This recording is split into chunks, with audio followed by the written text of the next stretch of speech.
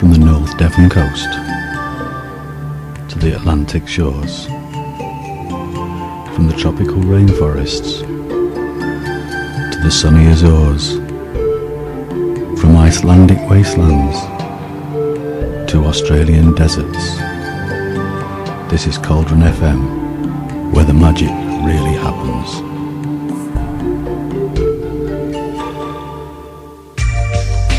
Making magical, mystical memories. Merlin.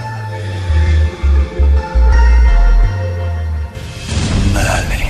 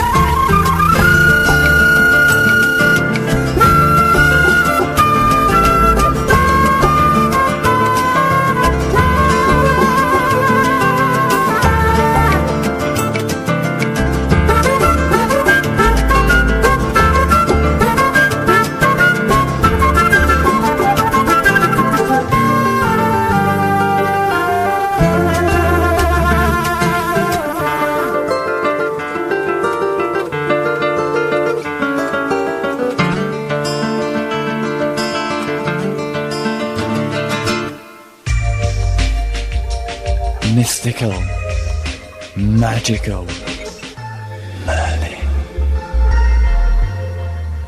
That was a track called Untamable Fire by Pierre Langer and Scott Schreier. And that brings me now to my next piece, which is a piece about hedge witches. When the other day I was thinking about paganism in general and that sort of thing, I felt particularly drawn to the subject of the hedge witch and what it means. So I began to research the topic and came across this description written in 2005 by Ray Beth. Hedge witchcraft is the place of the solitary wise woman or cunning man, we who use natural magic to help and heal. It is the natural magic of hedgerow, forest, hilltop and seashore. It can be and is often practiced indoors, but our contacts with the nature spirits and the Fae, plus our communion with and respect for the natural world, are all important. This is green spirituality of the environment, as well as an ancient and effective way to resolve problems. When it comes to enhancing the quality of our lives, it works extremely well, but it isn't necessarily a quick fix. Rather than being a quick fix, it turns our lives into a true magical quest. You could effectively study hedge witchcraft for many lifetimes. Maybe you already have. And yet you could never get to the end of it, because it is aligned with life's cycles of change and growth. However, you can experience its effects and get real results even as a beginner if you are the type of person whose heart lifts when entering the realms of natural magic. Hedge witches may work in hedgerows or on any other boundaries, treating them as symbolic borders between the human everyday world and the domains of elves, nature spirits and other worldly presences. In this way we achieve communion with those from more subtle dimensions and can join our magic with theirs, thus creating new harmony for the benefit of all. There is actually nothing new in these ideas. They are based on the works of the ancient northern European Hagaziza, which means hedge sitter, one who worked on the boundary between the human community and that of the spirits to promote good balance between wild spirit lands, such as the forest, and bad human areas, such as the farmland, so that each could be sound and healthy. Doesn't take a very bright person to work out the implications for us now at this point in time. A hedge witch's territory is wherever any hedge witch happens to be. It isn't governed by any specific geographical location, and there are plenty of places that are inspiring, magical and tranquil that could hold special significance. Then I went a little bit further with my research and came across an internet site that was called sweet101.com. And it said, according to the book The Wiccan Path by Ray Beth, which was published in 1990 by the Crossing Press, a hedge witch is a lone priest or priestess of natural magic, open to requests for healing spells and for advice or divination from the people who live near them.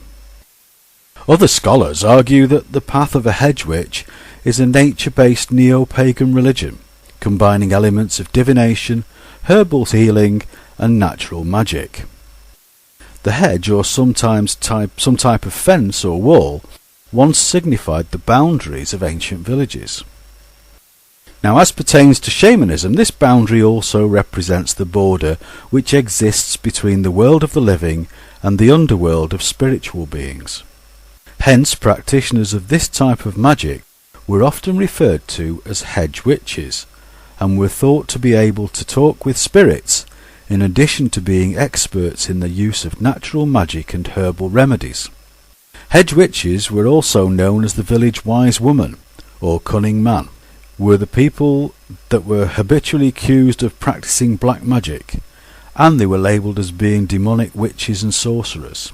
In reality, though, they dispensed a wide variety of herbal remedies to their fellow village inhabitants for both healing and magical purposes. Wealthy city and town dwellers had access to the services of formally trained physicians, while the poor masses and country dwellers often had to rely on these local herb men and women for a selection of herb-based remedies. The majority of these natural healers were men and women living solitary lives at a distance from the rest of the village inhabitants. They collected and harvested a variety of plant materials from their personal gardens and the surrounding forests, and this was used to make a multitude of lotions, ointments and poultices that were used for their healing and magical abilities. Hedgewitches are practitioners of an earth-based spirituality, and they don't follow any particular path of witchcraft. They employ a variety of herbs and other natural objects in their magical and healing works. They perform magic on an as-needed basis, and aren't strict followers of the traditional witch holy days, otherwise known as the Sabbats. And so, my friends, that brings me to the end of this short insight into the fascinating world of the Hedgewitch and her craft. I hope you've enjoyed that short little talk, and that brings me to the end of the show. My name's Dave Baxter. I hope you've enjoyed it. Love and light to all, and blessed be. This has been a Moonshadow Media production for Cauldron FM. Cauldron FM, where the magic really happens.